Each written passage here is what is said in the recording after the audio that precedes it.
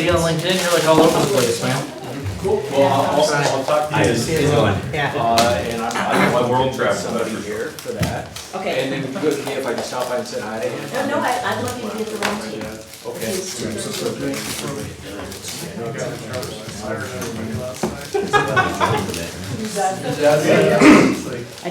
I mean, this all just came up actually. Golden, I never. And so where's that you're gonna go? Yeah. Well, I'm For him.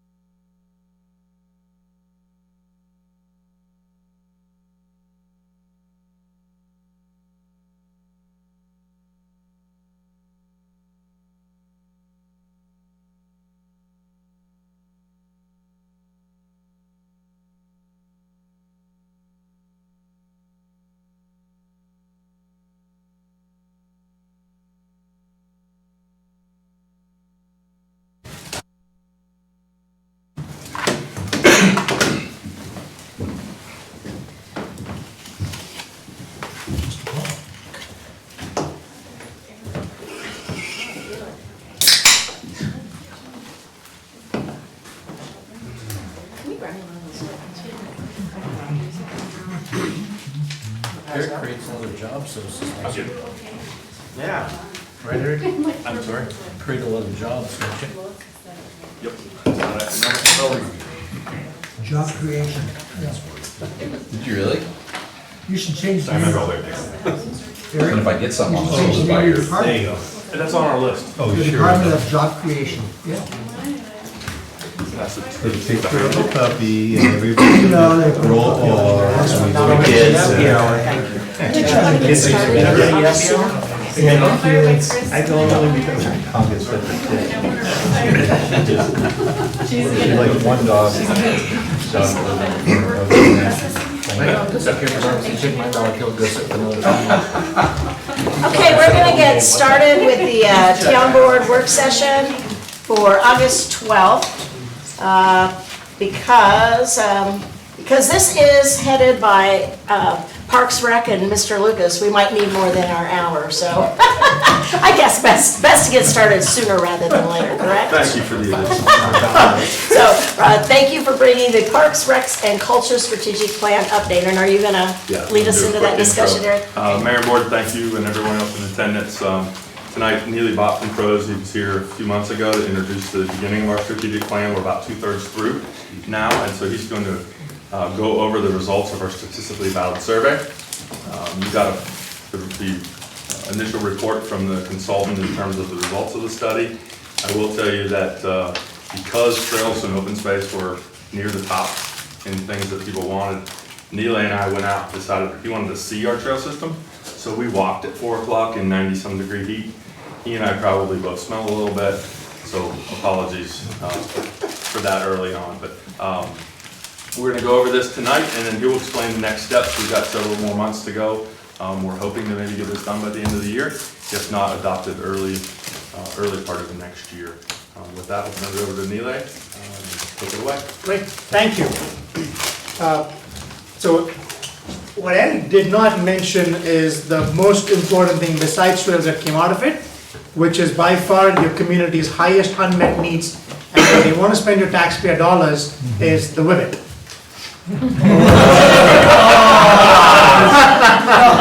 Objection, no. It's fired. That's why you classified it as statistically valid. And that's a moment when all credibility. It was a very reliable sample size of one person that resulted in that answer. You get your $5 because you brought it up in the first minute. Yeah, that was good. But anyways, again, thank you for having me as well. Quick reminder just of the agenda and the process. Want to start talking through some of the overarching pieces in the puzzle here. The sequencing of the process, Eric said we're about 2/3 of the way done. I'll get into the community input based on a subjective standpoint with what we heard from focus groups, key leaders, the public meeting as well. And then I'll share the statistically valid results and leading into the next steps. So, quick overview. This is where, if you remember when we started talking about firstly, where are we today? I met all of you as well to talk about where do you want us to go. So your vision with the community's vision, demographics, future trends analysis, all of that's really gotten us into more of this, oh I forgot this one show up here. More of the second component, which is where are we going tomorrow? And the remaining few months are really going to be a function of us prioritization, a visioning process, assigning funding, timelines, performance metrics, to really give you more of a strategic roadmap to say how do we get that. So to get started, the first piece, just as a housekeeping element too, and to appraise you of the process, is Recreation Lives Here. This is the website that we built. Have all of you been on it or seen it? Okay, great. How many of you have seen this?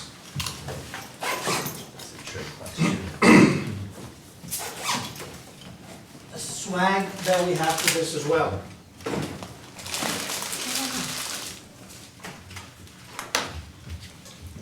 Okay? If you don't have it, find the staff, they're gonna get it to you. Represent, people, represent. But this is awesome, I love it because I think this is really the key of how the plan needs to live beyond just the planning window. This is really a future direction and how we can ensure the community's values, their opinions, input, continue carrying on as well. And also the online survey, that's non-statistically valid, but the open online survey is currently live on this. So anybody that did not get the statistically valid survey mailed to them have a chance to participate in the identical instrument right now for the rest of this month. It will be open till August 31st. So if you, your constituents, people you know would love to participate, haven't had a chance to before, please encourage them to go up here and share their input as well. So, community meetings, this is a summary of people's opinions at a point in time. This is not a statement of fact, although most of this I agree with, nor is this our opinion or recommendations. This is what a group of individuals in a focus group, a community public meeting have shared at a point in time. I want to really elaborate and emphasize on that point because the results you see in the survey are defensible and mirror our entire demographics. This is not representative of your entire community, simply a reflection of input we heard from the people that showed up at a point in time. Having said that, we asked them about strengths, what do they really like? Some of the key highlights were they love the variety and diversity of what the town offers. Over and over we heard there's something for everybody. They love the outdoor experiences, they love how responsive staff is, they love just the special events and concerts that we have as well. Our summer concerts came up multiple times, and they love the rec center, right? A number of people mentioned that over and over again. So no surprises, but it was good validation as well. Plus Eric promised them he'll give them pizza and beer afterwards, so they have to say that. I have how long have we been doing the concert series? Do you guys know when we started those? So we first originally did them when they had the parking lot in the middle of the park, so I believe it's been at least 16 or 17 years. Okay, Wow. I just Before the wondered. show stage, and great. we had it in that parking lot first. Okay. We did the park, and that year we moved them to Eastman Park. I think we Park got was the under construction. show stage in 2003. okay. So then we asked them about top priorities to say if there's one outcome you'd like for us to help you achieve from the strategic plan, what would that be for you? This is not in any order of priority, but they generally just said that what they want is to help meet the existing needs and or help us prioritize for the future, give us a defensible roadmap, maintain what we have, look at some specific offerings with respect to universally accessible playgrounds or offerings as a whole, connectivity, more special events, etc. So by and large, again, a lot of different types of offerings, but some of the themes you see here with the river access, with access to the lake, with connectivity, with open spaces, you're going to see these terms or these themes emerge over and over again. And then more on the internal standpoint, they said financial sustainability. Help us find new funding and revenue sources, help us ensure that moving forward, we are financially sustainable as well. So, with all that in mind, we then embarked on the statistically valid survey. This instrument was administered by a company called ETC Institute. This is all they do for a living. They're independent of us, so they helped craft the survey instrument. Staff reviewed that, looked at all the options, customized it, and then they mailed it based on a mailing list they acquired of households within Windsor. It was random, it was anonymous. They all get the mail survey with the cover letter on the town's letterhead with a note from Eric saying this is part of a strategic plan. It's really important, please fill it out. Along with that, they all get a single-use link that one per household can be used. So if you want to do it online, you can do it, but only once. You can't spread it to 15 other people. And they followed up a week later by a phone call to say, look, you got this. If you haven't done it yet, would you want to just do this over the phone? So they could do it in print, on the phone, or online in any one of 3 avenues. Our goal, based on even a population of 45 to 50,000, a goal to be statistically valid would be a sample size of 375. Your community is very responsive, so we actually got 400 completed responses as well within the time we had, which is great. All the other mumbo jumbo at the bottom, really all it means is for any process to be valid and reliable, we need to be able to ensure that if you repeat it over and over again, we get consistent and similar results. So what this tells me is that I am 95% sure if I were to do the survey over and over again, the results I'm about to show you are in a margin of error of plus or minus 4.9% of these. That's what makes it defensible, that's what makes this reliable. We also ensured that the demographics of the survey sample mirror the demographics of Windsor. You'll see that at the very end of the survey. So that really ensures it's representative of your entire constituency, the users and the non-users, and not just the ones who may have shown up for a certain meeting, right? So with that in mind, And it was, how many total did you send out? great question. They usually get about a 20% response rate. So I believe they probably sent close to 2,000 to 3,000 that were mailed, and from that, this is the response that they got. So first question was, have they visited, any of the park recreation facilities within the last year? They or members of their household. Nationally, we're really happy with the number is somewhere in the high 70%, right? 70, 75, 80% is great. Here, it was 91%. So extremely high visitation. No surprises, but we thought it was really great. Not over 90% have visited one of our parks or facilities in the last year. And we followed up by saying, what types of parks or facilities do you typically visit? Some of the biggest categories that you see were parks, trails or greenways, and the rec center, right? So whether it was biking trails, paved trails, walking trails, greenways, the rec center, pool, or neighborhood or community parks were in the top most frequented ones, which sort of makes sense, because if you look at some of the ones at the bottom, archery range, skate parks, hopefully no one's answering the cemetery, but you know, if someone has had to.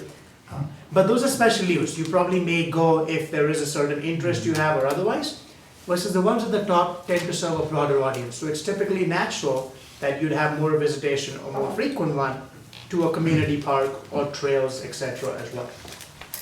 Yeah, and I just want to point out, the surprise to me in this is that 22% said Treasure Island. I mean, I think it's great, I mean, it's gorgeous, but to see that 22% of our community in the last year is Yeah, really stands out. yeah. It's right on the bike path, so I think it's easier. It's Good easier to activity, visit on yeah. the bike Right, path. yeah, right, it is pretty visible there. Yeah. Right, right. So then we asked over the level of maintenance, right, which this I thought is just one of so many spectacular findings. 4%, only 4% said that the level of maintenance was fair or poor. Your margin of error is more than this number, right? So again, over 96% essentially said that your quality of maintenance for everything they visited is good or excellent, which is again, very, very high. In the vein of being nitpicky, what we discussed with the staff was that perhaps in 5 years, our goal should be to reduce the number that said we are good, which is 44%, and increase the number that said we are excellent at 52%, right? That's really where, again, as good as you are, that's where I see us continuing to get better. Question. What would you expect the national average to be on something like that? You know, it's about 80% roughly will say you're good or excellent. That's still pretty high. Yeah, so, you know, by and large, but then this is such a subjective thing, because you're measuring against what you see in your community. So what's good in one place might be excellent for some of the others, or poor in some other places. And with Windsor, I think generally, having seen what I've seen around the country and here, what's good enough in most places is not good enough in Windsor, right? So your quality expectation is even higher. So to me, this speaks even more to the fact that you're really doing well, because the community here is above average educated, is affluent, you know, expects a certain quality from everything you do. And despite that, or because of that as well, if you're still able to meet these numbers, I think it speaks volumes. So that's great. Then, this is probably my favorite response here.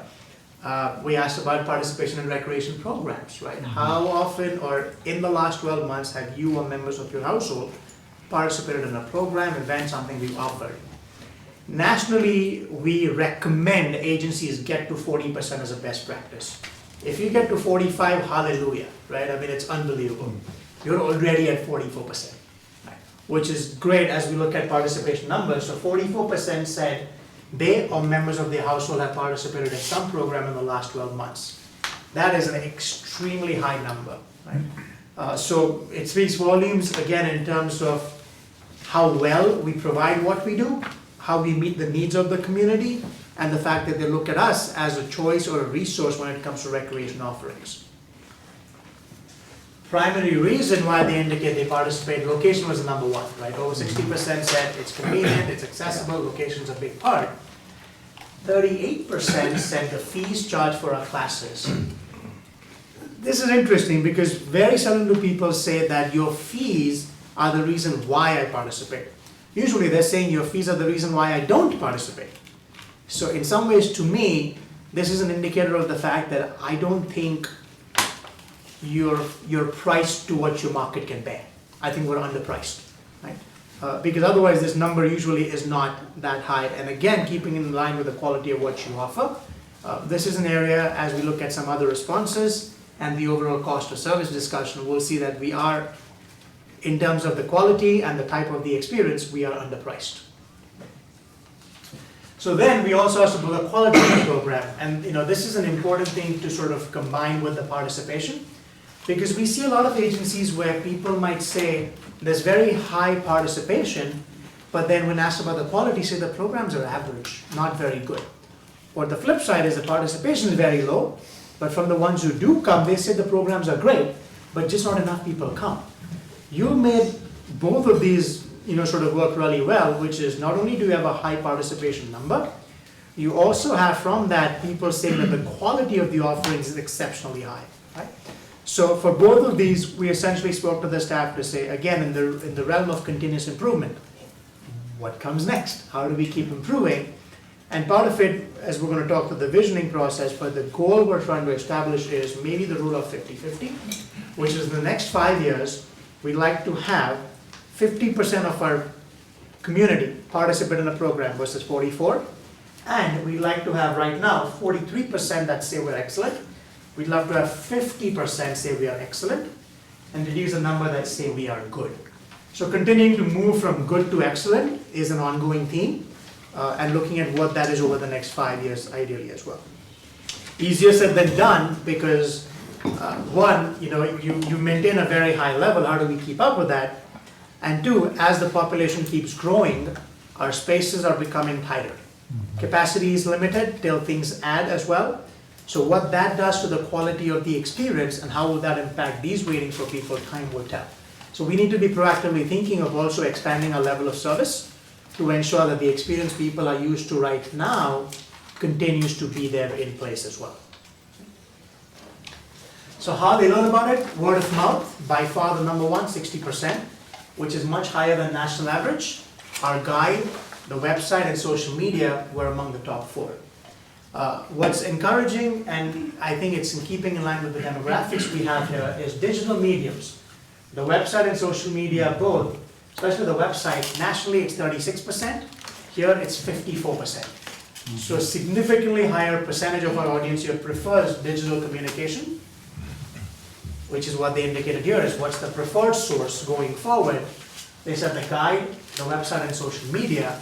Now the guides are high, but if I look at the other two and the preference, it indicates to us that people want the guide because it gives them everything in one place. But I don't know if they want the guide in their hand, printed with that many pages all the time. So part of it is maybe a shift that we see nationally too, is moving towards digital guides as well, is allowing to customize by either interest groups or areas you're interested in, or having all of that in a digital medium and printing fewer. So it's better off that you run out of print guides than you have excess left over that we need to recycle. But the community prefers to continue to get information, but more and more in a digital fashion going forward. What's it cost us to print? 4,500 Per guy. per guy. And we do 3 year. How many is that? Each printing? 8,000.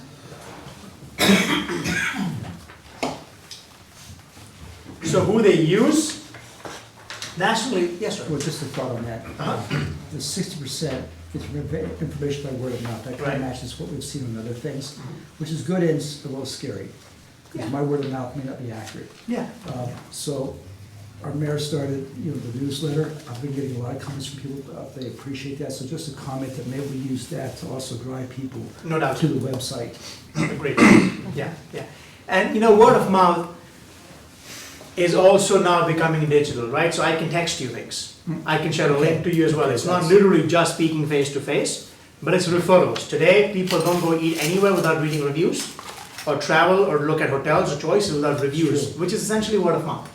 It's referrals, right? So I think it's now become more a combination of all of that. But your point about the newsletter is absolutely right. I think that reaches a broad audience and can certainly be good. Who they use, this is tremendous, 78%. 4 out of 5 people said they use the town before they use the state or even the national parks. Given where you are, that's awesome. That's just amazing, right? And again, you look at it nationally, only 50% use their local agency compared to almost 78% here. I think part of it though is that we are the primary and maybe the premier choice when it comes to active recreation. Right? I can go hiking, hunting, canoe kayaking elsewhere, but in terms of active recreation with sports, with the rec center, with swimming, etc., we're going to be the primary choice for them. So I think a lot more people also, because of that, choose us as the primary option here. What stops them from coming? Not enough time is usually the number one. Nothing we can do about that. the number one barrier, otherwise we have a lack of awareness. I don't know what's being offered. Nationally, about a third of the audience typically cites that as a reason why they don't come. Here, it's less than a fourth, right? So again, in terms of being nitpicky, that's the biggest barrier we have, we need to address. But putting that in context, from a communications and outreach standpoint, you're doing really well. If given a new and a growing community, the fact that you constantly have to educate people coming to town about who you are, what we do, and yet it's only that many people, I think that's an encouraging sign, but it's also something we can control, so we need to keep emphasizing and doing more of that. Two other things, program times not convenient and classes full. I really think that's a function of capacity. Your classes are full, we have no room to grow. Program times aren't convenient because you're full at certain times, we have to move classes to some other times, people can't make it, so that's an issue. So even though some of the other responses might not speak specific to capacity, I think through this people are really telling us that we're not able to participate the way we want to because you don't have the space available for me to conveniently participate in that. The flip side of this, which I thought was a very encouraging sign, is at the very bottom. Only 1%, which is basically 4 people out of 400, said that the reason they don't participate is bad customer service. So it speaks well again to how well you treat the community and the customers as well. His family. What's that? Yeah. Sorry, a question back on the, you noted class was full, but the category above on the program times not convenient. Yeah. Seems to be one of the only places where we are exceeding the national average, since that looks like it's 18%. It's 18%, good point, we discussed that earlier, is again being nitpicky, that's where you are worse than the national average. But I don't think it's because you don't want to, I think it's because it's a function of capacity. We can't. Everybody wants it at a certain prime time, right? Everyone wants to be at this time, within this time frame.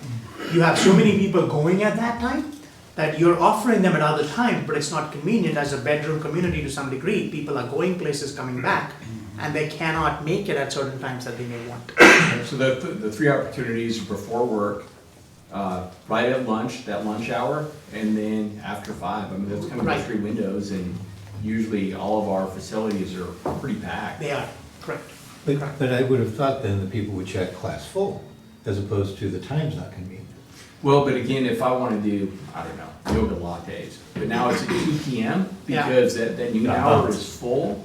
And I'm like, well, I can't go at noon. Yeah, I can't go at 2, Yeah. you know, so I think that it's, It's not offered at noon. It's Yeah, because the noon times are full with other programs, you offer them at 2, and so I'm gonna say that's not convenient for me because I can't make it at that time. So. Also, one other thing, usually I have about 20% of the population, in any community I go in, 1 out of 5 people will always complain about fees.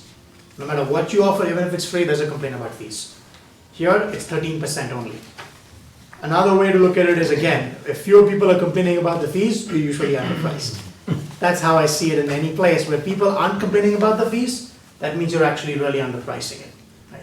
So some ways to sort of think about, based on the earlier option of 38% are choosing you because of your fees, and then only 13% are actually saying that your fees being too high is a barrier to participation. That usually is in the top 4 or 5. Level of agreement, the first one is really the most powerful here. We often talk about this, but here it really, people drove that home. 93% said that one of the biggest benefits they believe Parks, Recreation and Culture offers is making Windsor a better place to live, work and play. So really adding to the quality of life for every resident here or potential residents to come, as well as making us more desirable. So we thought that was really, again, a very encouraging sign too, from the overall standpoint as well. So the next 4 slides are a series of questions we asked everybody. For this entire list of facility and amenities, we asked them, do you have a need for something? If yes, to what extent is your need being met? 100, 75, 50, 25, and 0. Anybody saying my need is met at 50% or less, that's an unmet need. So that's what we really want to focus on. Because part of it, I say, if you were to ask me, is something to drink, right? Is hydrating really important to you? I'd say absolutely. Is it a need? Yes. Right now, it's not an unmet need. I've got enough. So don't give me more of this, but don't take this away from me either. That's really where this comes down to, is balancing what people say is important and what's an unmet need. So in this case, anything you see that's gray and to its right, that's 50% unmet need or need being met or lower. So a couple examples, if you look at this in the middle, mountain bike and hiking trails and river access and river walk. Those are the two midpoints where exactly 50% are saying my need is unmet. So those are two areas that are very high, relatively high unmet need. Then in the next option, if you look at it, both of them are in the top 5 or 6 for importance. Right? People are saying mountain bikes and trails are very important. River walk, river access is very important. And you saw half of them are saying it is still an unmet need. So it's the combination of what's the greatest number of people saying, what are the greatest number of people saying is important to me? From that, what's an unmet need? That rises to the top in the very last 2 slides you're going to see with the priority investment ratings. So that's the combination of what we use. So in this case, you can see community rec centers are most important, followed by walking trails, indoor pool, mountain biking trail, river access, river walk are all tied at 17 or 18%. So we did the same thing then for programs. And this was really interesting as well. You know, youth sports were among the highest swim programs, farmers market, in terms of needs being met. And still for farmers market, we had about 42% say their need for that is being unmet currently. You go to the bottom, you see all the other programs to the gray and right. So majority of the programs have said their need is met at 50% or less only, which means they still have a fairly high unmet need.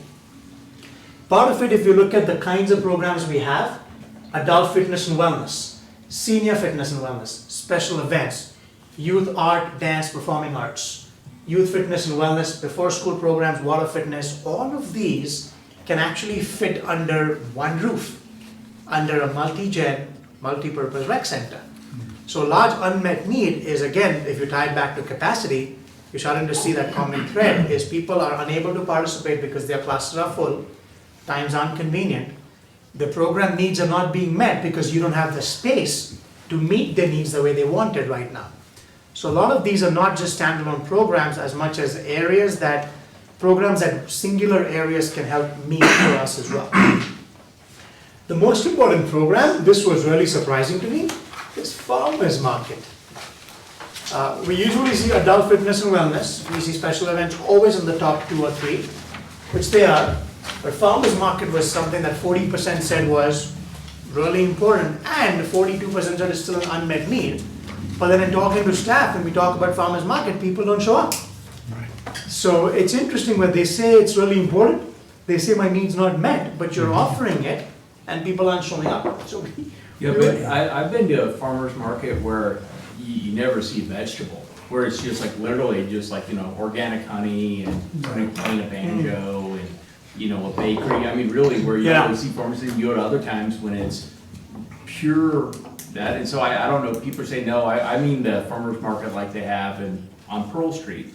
Or, you know, I just wonder what they think they need for a farmer's market is different than that's a good point. That's a really good point. And again, we didn't get deeper into that, but maybe that's something for staff to explore is what else would you like to see in the farmer's market besides the fact that we have a farmer's market? So Maybe it's not convenient time. Yeah. well, maybe, but I mean, it used to be on Thursdays, it's now on weekends. I generally want to say weekends tend to be better than a weekday as well, so I think staff has done that. Some other reason why we hear people say things are a high unmet need is often they actually don't know you're offering it. You don't even have that issue because you only have 23% saying that lack of awareness is a concern. Otherwise, I would have probably said that may be a bigger reason why people aren't, let's say, choosing this as a need that's being met. So I think your point's probably right. It might be just a function of what's in it. Because timing, awareness, all of those seem to be actually pretty well aligned. So. Level of support for major actions, it's amazing. Anything that's in the yellow is what they said were not supportive. So really only 3 things, sheet of ice, developing an additional dog park or upgrade existing, and upgrade existing skate park were the only 3 that had at least 20% or more say that they would not be supportive. Everything else had a much higher level of support ranging from 40, 50% or even more. So, you know, acquiring open space, developing additional trails or upgrading existing trails, access to Windsor Lake, and upgrading existing small neighborhood or community parks.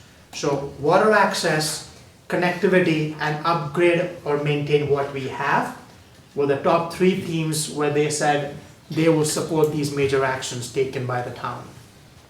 Those top 3 seem very similar or could be solved with the same budget. Kind of actions, absolutely, absolutely, correct. They certainly could be clustered.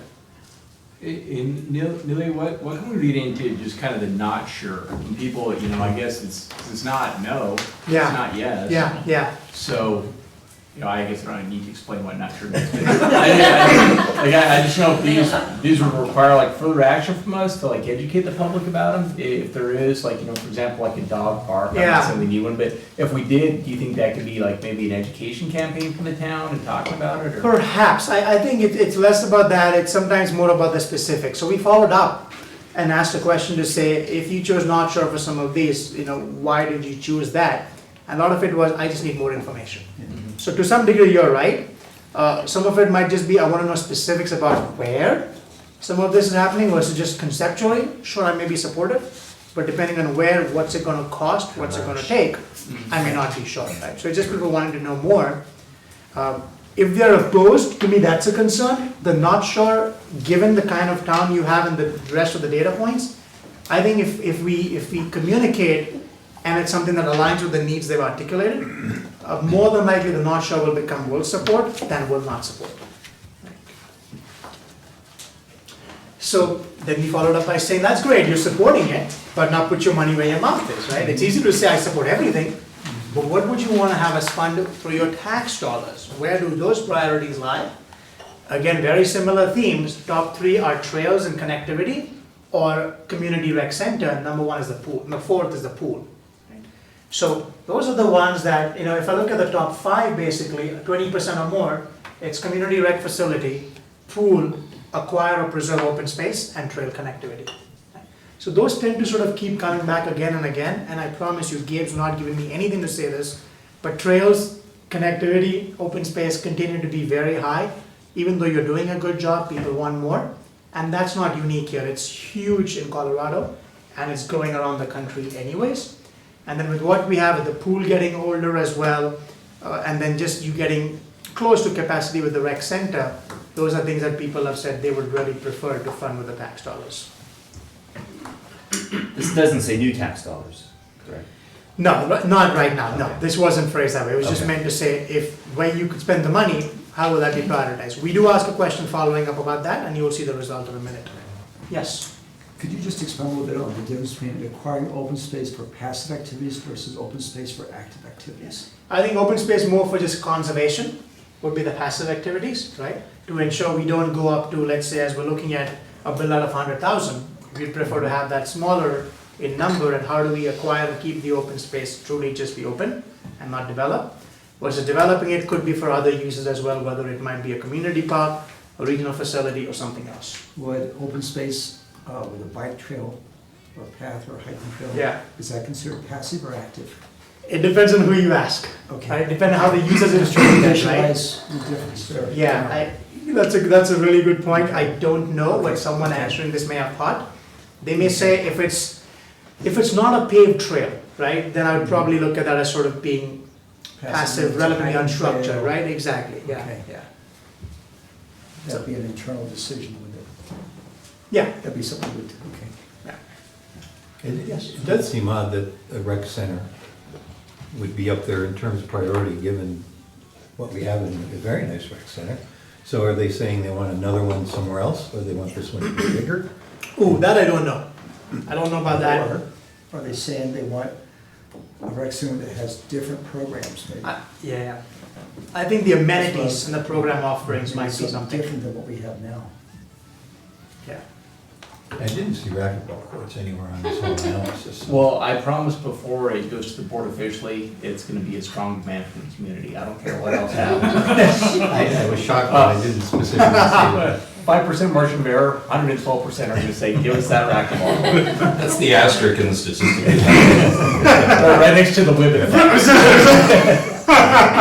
We'll see who wins. Yes. Yeah. Those two were very statistically reliable by a sample size of 1. Back and forth, back and forth. Yeah. So then we asked about mechanisms. How would they want to fund this, right? We spoke about tax dollars. Now we're talking how they want to fund it. And that's where the top two were user fees. Right? They said, let's focus on paying what something costs and using that as a way to drive it. And then sales tax, right? Additional sales tax. So this is where, to your question, the sales tax increase was specifically asked. And by far, those were the top two with a significant margin of support compared to, anything else we see. Property tax, not really. But again, the community overall seems supportive. You have lived up to the trust and delivered what they wanted because the quality is great. And so I think that's where I see this level of support, which is not common, right? It really isn't common, especially in current times. So this is encouraging. But part of it, especially the top one, speaks to us operating in that business mindset as well, is ensuring that programs that are individually or benefiting individuals that have a certain philosophy and mindset need to recover their cost, or we need to find other programs that do. So charging what we have and or replenishing the innovation pipeline so we don't keep offering programs because we've always done it, or because they've continued to be offered and the attendance is stagnating or declining. We continue replenishing and seeing what new trends might be there, what else might run, and reactivate the existing spaces we have as well. Yes? Well, and I guess it would make sense having some kind of split like that, because the top areas we were talking about was the active and passive open space. Well, you can't charge somebody a user fee unless it's, park your car, put $5 in the. Correct. So correct, absolutely. that would have to be tax supported. There you go. Things that are open space. Oh, it's trails, open space, special events to some degree, right? It's hard to have cost recovery on those. But classes, camps, Right. programs that we have as well, the community center aquatics, those are things where we want to have user fees be able to cover rentals. Those are things you want to have your fees really cover direct, indirect overhead, so really true cost recovery. Yeah. And then some to be able to help offset the lack of revenue that we're going to have from the parks, open space, trails offerings as well. So then what else would they want us to explore? Right? Large numbers said private donations. Some of them said partnerships, membership scholarships. We can keep exploring partnerships, membership and fee scholarships. We spoke about that to some degree. Private donations are extremely hard to come by. Right? We did this capital campaign for NRPA nationally, $28 million, all that. Cultivating those relationships over time, having individuals, philanthropic giving, all the rest is easier said than done. So sure, people can say, yes, we can get this, but I want to sort of caution that against having unrealistic expectations. I think fees and charges and a local sales tax increase are probably more sustainable over the long term. This can go from person to person. You may have something one year, not have another year. It's not a reliably sustainable measure for us to raise revenue. Last question on this front is prioritization. If you had $100, where would you want to spend the money? There's probably 5% of the agencies I may have been in where this is not the top priority, which is maintain what you got, right? 26% said maintain what we have, maintain, upgrade. 25% said trails, new trails, connectivity, etc. So really 51 cents on every dollar, people want us to enhance what we have and or help create additional connectivity going forward. Right? So those are by far the top two. So were they able to spend that $100 however they wanted to? Okay. Yeah, so they could do all 100 on one thing if they wanted as well. Okay. There was no mandate for having necessarily splitting that. Okay. Right. Acquiring, constructing indoor multi-gen and adult outdoor facilities were the other two, and others span the gamut of a number of individual facilities or offerings as well. But really, as a theme, maintain what we've got and acquire, construct, acquire open space, construct new trails were the top two of that. So, list of demographics. Every person was asked about the demographics of people living in their households. I don't expect a 10-year-old to take the survey, but I'd want to ensure that the respondents have people that age in their households, so they're thinking of that when they think of all these responses they just gave us. So from that standpoint, if you look at from the dark blue, the royal blue up to the top, we've got about 29, so about 30% of the households have someone under the age of 18 living with them, right? So 0 to 5 and up to 18 years old. So again, we got a good representation from that group. And the other end of the spectrum, we've got people that are, we've got about 20% or 15% that are over the age of 65 and older as well. So we've got a good balance on both ends. Respondent age groups, gender is almost evenly split, 51-49 as well. And then looking at how long people have lived, we had 50% that have lived in Windsor for less than 10 years. Part of the reason. And then the other end of the spectrum, those who lived here for 20, 25, 30 years ago. So again, a lot of new folks moving to town that may have either been elsewhere, seen things, want to expect it here, and don't know how things were, don't have the context, but a lot of people that have been here before and like certain things and want that to continue. So they really balanced all of those as well, which is what makes this survey so reliable and defensible, because they ensured the sample truly mirrors our demographics too. So all of this led us to these final two things to say, what are the priorities from an investment standpoint that the survey really helps drive home for us? River access, mountain biking, natural trails, walking trails, splash parks, rec centers, trails. So a lot of trails in different ways. River access, community rec center as well, and then a splash park, splash pad, etc. were among the very top priorities of what, from an importance and an unmet need standpoint, that we're looking at.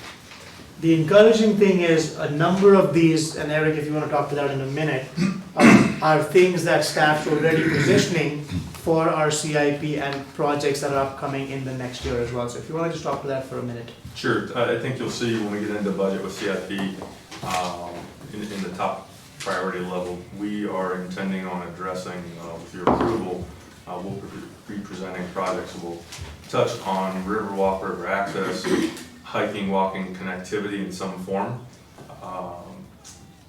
the Greenway, access in terms of boating, canoeing, kayaking facilities, and the Botanical Garden Arboretum. All will be proposed in some form, to some level in this next CIP, and then in our 5-year plan in 21, the splash park is on the list.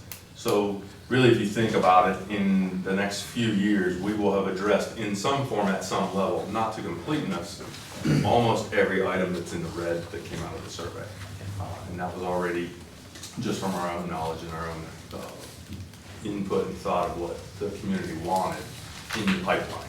So I think from our standpoint and the staff standpoint is, we always hoped and feel like you know the community, and what we're seeing here is we're pretty darn close, Yeah. which is great. There's nothing that came out of this in terms of high priority that goes, oh, we were going down this path and we should have been on this one. So I think we're aligned really well with the needs of the community.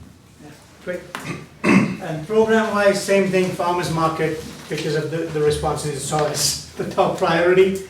But the other three are, again, expected ones: adult fitness and wellness, special events, outdoor adventure, nature-based programs. Right? So again, those were where, as an overall priority, program facility-wise, from what Eric mentioned too, your CIP does reflect a number of those. Some of the longer-term items I wouldn't recommend just going with, but I do think perhaps an implementation of this could be a feasibility study on a rec center. If you truly need one, what does that look like? How does that complement your existing one? Who can you partner with? Bless you.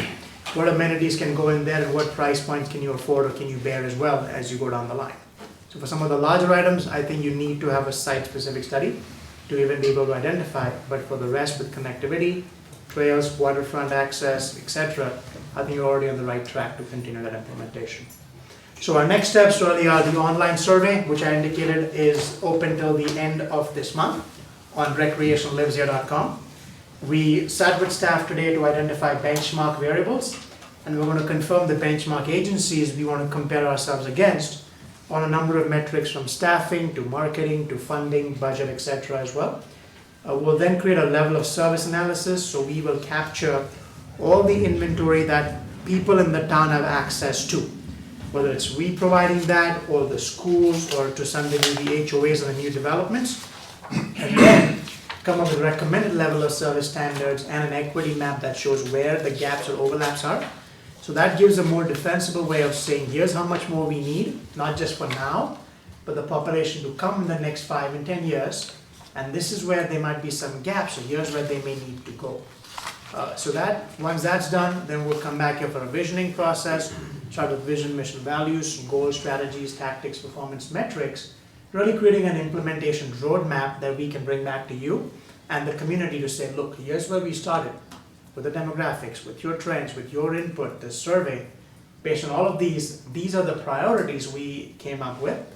Using those priorities in mind, we looked at our vision, mission, values, which then drove these strategic goals. And here's what the short-term, mid-term, and long-term implementation looks like.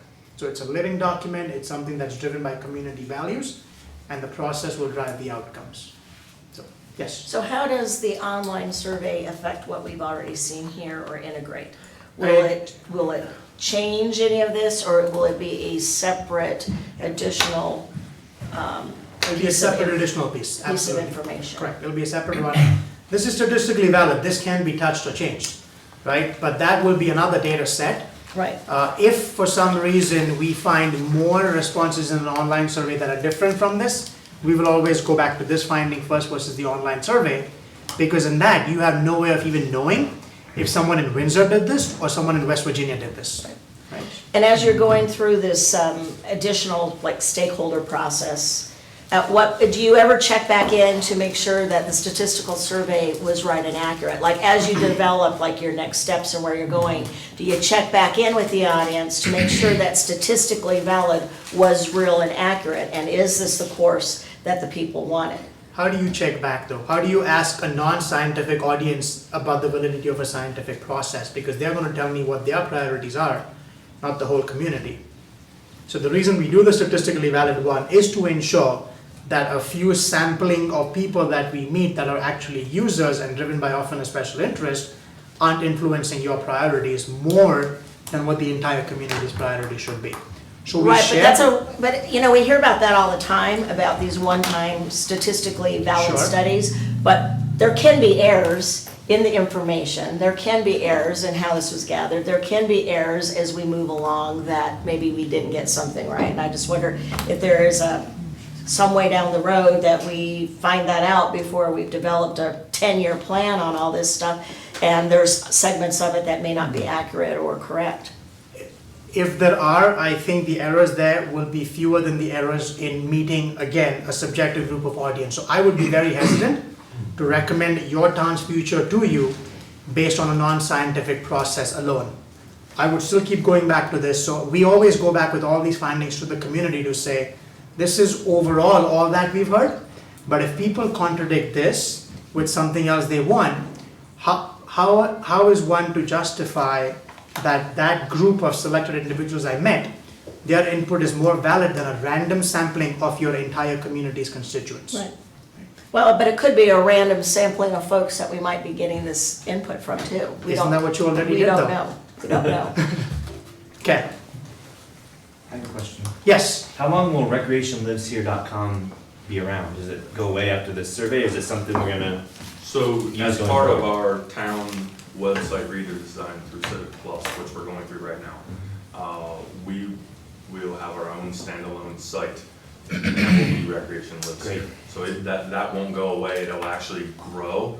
The communications team is already building that out today, so that when we go live with the town's new updated site, the Recreation Lives Here site will also get updated. So that's all happening behind the scenes right now in the communications department. So we'll shift from this survey thing to. Correct, right, it may, You could keep it up there, but. correct, and I would argue that the timing, giving, under the assumption that maybe we can't meet over the holidays, and maybe the board hopefully would adopt this plan early part of next year, January, February, I think that's the same timing for the town website conversion, so it's probably, this site never becomes static is what I'm getting at. When it's done with, when we're done with the strategic plan, it flips over almost simultaneously to the town has its new site and our department morphs into Recreation Lives Here.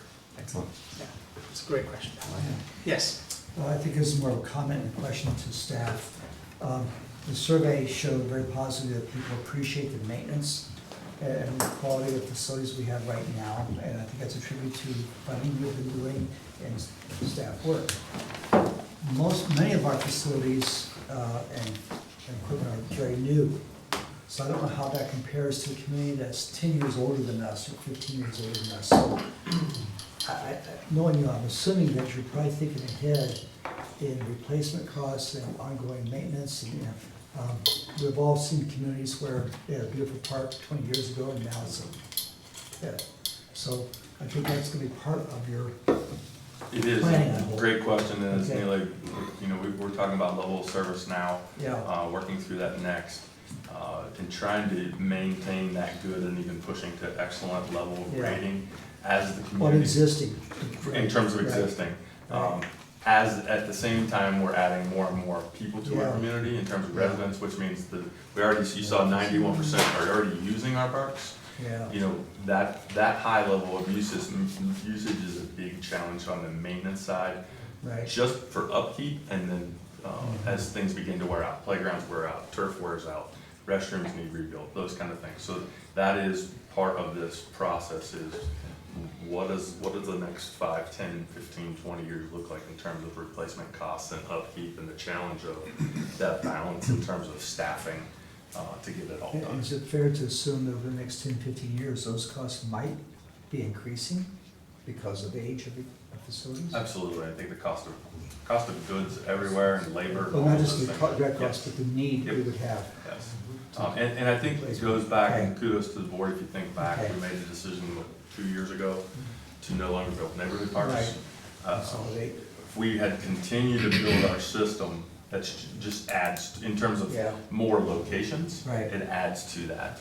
And then you saw in the survey, you know, part of what the community wants is maintain what we have.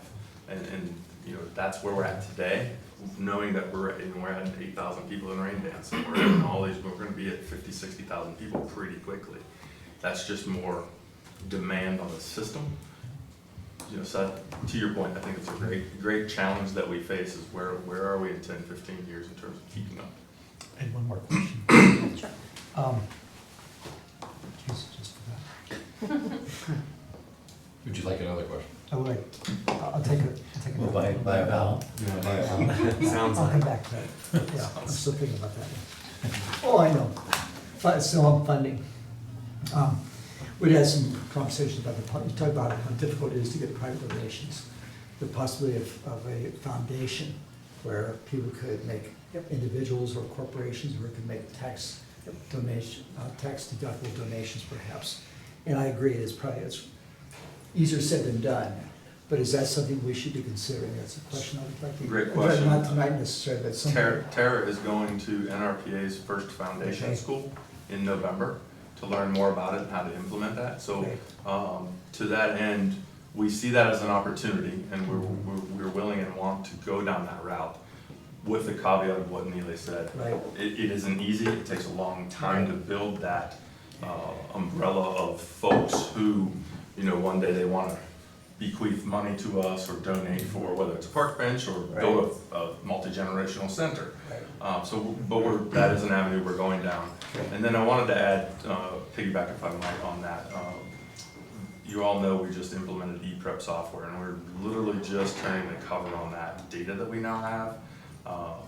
Know that we are fully anticipating to make some changes in terms of pricing structure, what we offer, consideration of elimination of programs that might be stagnating, those kind of things, because we recognize also what was mentioned in there is user fees and cost recovery are very important, and having a business-minded mindset within the department. So that's also going on at the same time. The strategic plan is, staff is now meeting every other week to analyze specific sections of every program we have, because we now know the true cost of doing business. Yes. And then, when the pre-cab, the Parks and Rec Advisory Board, we did the bus ride, and we took citizens around, Eric did and his team, and I was there as the town board liaison.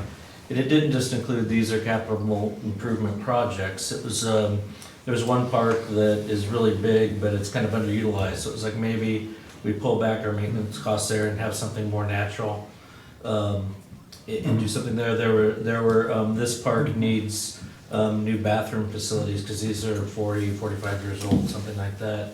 And so it kind of had a mix of maintenance projects in our existing parks, as well as a couple of new things here and there. Yes. Just pick up, actually tying what the two of you said. You know, if you look at the projects and the ones that have high financial priority, the Arboretum Botanic Garden is, I mean, there's such a model there already for membership foundation. That is the one, when you start thinking about where can you get private money, private membership, that's already everywhere, right? So the footprint is there.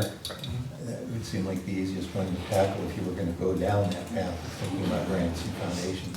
And the school that Tara's attending, it came out of the National Association of Park Foundations, which is based in Illinois. And they have a lot of best practices for what, again, is easier to obtain or how others have done it. That can help us here as well. Okay. Anything else? I had a question. This isn't to get into the weeds, this isn't to try to tear the whole survey apart or anything Sure, like that. sure. I promise, it's really not. But going off of some of the, I know, well, you might think, but that's why I preface it with that.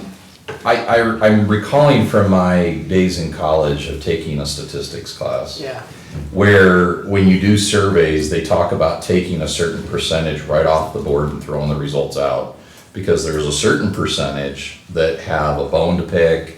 They're only the people that utilize the parks that do the survey, that type of thing, where they, I don't know what it is, 10, 20% or something, where they just take a slice of the pie and toss it just because they know that there's that margin of error, maybe is what you call it, That's or what it is. et cetera. Yeah. Where are we on? Yours got tossed out. 5%, right? So those, if you look at the results, if you go plus or minus 5%, you're still among best practice numbers. And what I'd say with surveys is, because I hear this, everywhere I go, is don't let perfection come in the way of being good. There is never going to be a perfect survey, but of everything you've got, this is the best option you have.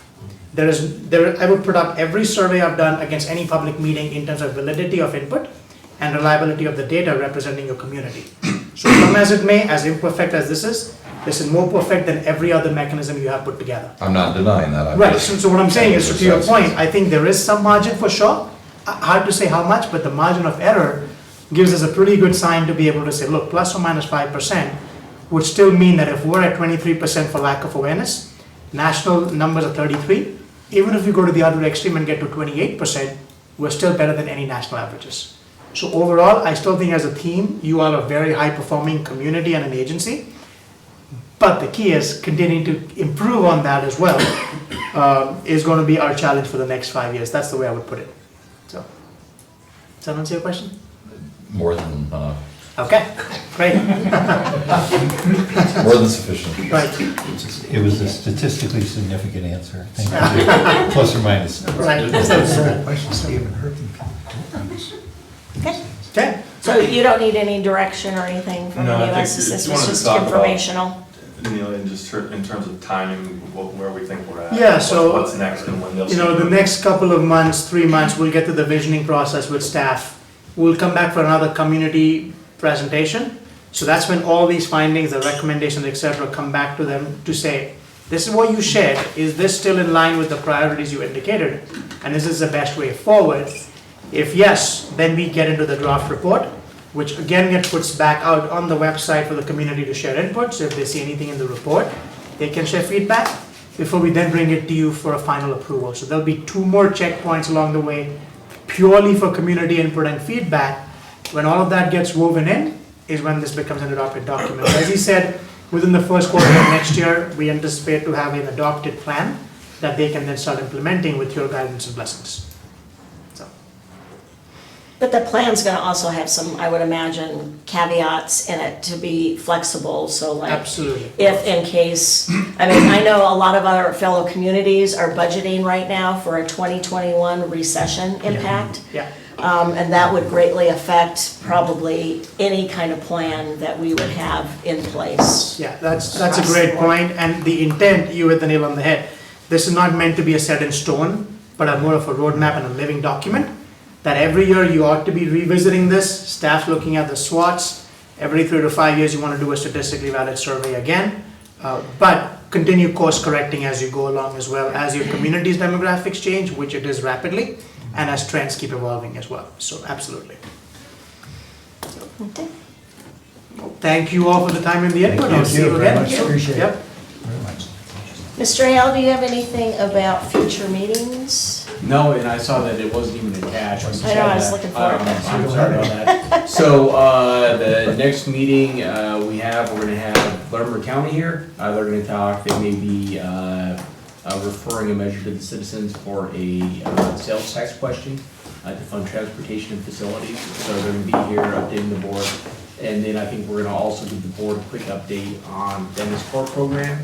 And, we've been working with Safe Built, I had a meeting again today with them. And so we just wanna talk to the board about, how that program would work, fees charged, just make sure you guys understand kind of the bookends of that program. So that's our next meeting. And then, we will have, our big capital meeting in September this year instead of August, just because we were full and with Labor Day, anyway, it's gonna be in September. I did wanna ask the board, I think this year we're gonna have it at the Public Works Admin Building, because it's a nice big meeting room, you know, and it'll give a chance to have everybody in the room and give the board a chance to have a lot more of a conversation with staff. You know, last year with the board of the dais, we didn't really have that dialogue. And clearly, the board had a lot of questions, but it just wasn't a good format for that, so I think we'll have it in the Public Works Building. My only question for you is, how early could we meet? Because I'd really like to give us enough time to the board, you know, not to say you're not gonna have any questions after this, but I wanna make sure you really feel like you have enough time to get into the weeds and ask whatever questions you have. Is this gonna be a one-time meeting, or last time we Well, did a so multi? the capital is really kind of at least initially just a one-time meeting, and then we will have a meeting with the operations budget. We're gonna try to take that month of October and really kind of parse that out in October. So I was wondering for the capital meeting, like, I don't know if we could meet at 3 o'clock, does that give anybody pause or concern if we just did our first workshop and just kind of started at 3 and plan on feeding everybody around 5:30 and then just keep on going until we've vetted through it? Is this on a Monday?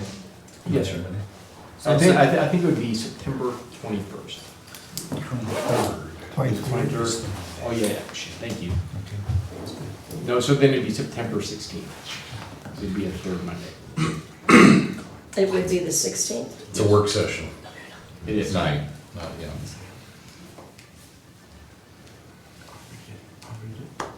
That'd be okay, as long as I know ahead of time. Okay, I can plan for it. okay. Yeah, we're just limited on this meeting. We really can't do it on Is that right tonight. for you? I'm gone. You're gone on the 16th? I'll read it. Oh, you'll read it? I'll read it, and if I have questions, text you. Okay. Yeah. Yeah, you know, we're really limited on Gotta move to it. first or third Mondays for this Right. meeting. You know, we Right. can't really squeeze it in before a board meeting. Right. And with Labor Day on the first meeting, it's just like, gosh darn it, we're just kind of, Do it. There's a fifth Monday now. well, right by that guy. No, I was saying, I'm just, What? Sorry. it's irrelevant, I'm just gonna comment. Okay, but that's all I have for the future meeting, so if you guys have I have a enough question. questions. Sir. Oh, sorry. I sent an email to everyone about the motorhome parking, and Dr. Jones Yes. emailed back that he would be open to revisiting that Yes. ordinance. So, I don't know if anyone else is interested in discussing that. Tell me again what the, I mean, what's the, what's There's the? currently you get 24 hours, 4 times a month to park your motorhome in front of the house. I had a gentleman call me, and I've had someone call me a few years ago, saying that wasn't enough time. The amount of work that it takes to Oh, they unload want and more load. time. Yeah, because when they go on a big trip, they spend a lot of time, they're having a little. But how strict are we on that time? Well, if we I mean, had a- does somebody, times them? A neighbor complained. Oh, a neighbor's. I wrote him a note and said, you know, next time I won't be so nice and all, so. I think they called Shane, I think they called the chief and they talked it out and. I think this person, I haven't met with them, Oh, but I thought Chief you Chief gave me an Chief. update a couple weeks ago that he met with the gentleman who talked about the 24 hours on the motorhomes. And, he didn't like Chief's answer, which is, well, that's what the code says, and, but he said if you wanna talk to your elected officials, they can change, so I assumed that you reaching out a couple weeks later is the same person. Yes, it was. So my thought was we could either do 48 hours or let someone request more time. The instance was they had some work done, the people brought the motorhome back, and their intent was to move it to their storage, Right. but the work was incomplete, and the people had to come back and fix something further. So that's why it was parked longer than 24 hours. But he says when he packs or unpacks, he needs more time. So- I'm just wondering if there isn't another solution rather than change it. You know, an entire ordinance, because we've had one person complain about it. Yeah. I mean, if this was something that we got like a consistent complaints, maybe. So I don't know if there's some kind of fix. I mean, it sounds to me like it's a personal neighbor to neighbor almost kind of issue, because, I mean, unless he isn't telling you accurately either, and he's leaving it there for like a week at a time or something too. I don't- And that's what's aggravating Yeah. the neighbor. He I may don't be, know the I doubt it, situation. because he just said 24, 48 hours is what some of the other communities do, and that's what he's doing. Right. 48 hours is what our HOA is. Yeah, you 48 see, hours. I looked at ours when you sent that email, ours is 48. Is he, But yeah, even is he that in, process- is he in an HOA? Because the HOA would supersede anyway. Well, not on the street. That's what it's. If it's on the Yeah, but- street, yeah. it's town. If it's in the driveway, it's. So, but there was also a mechanism to, if you needed it to be longer, to request, and you could get a decal on your window that That's what I says this has been approved. Yeah, I thought there might, I mean, yeah, surely there's gotta be something else we could, maybe. And you said Chief Claymack, or Ian, you have an idea? You know, knowing how much time Kim spends with municipal court, I don't think we see many of those tickets. I mean, I was gonna say.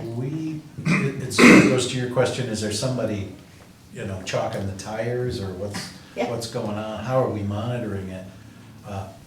I don't know how we're monitoring it, but we don't get a lot of tickets in the municipal court. for that. And I want to say, and I don't want to speak for Chief, but when the gentleman spoke to him, he said, look, if you, next time you have your home out, if you need more time, just give me a call, let me know. So I think he was okay, just kind of working with them and understanding there may be Right. something situational.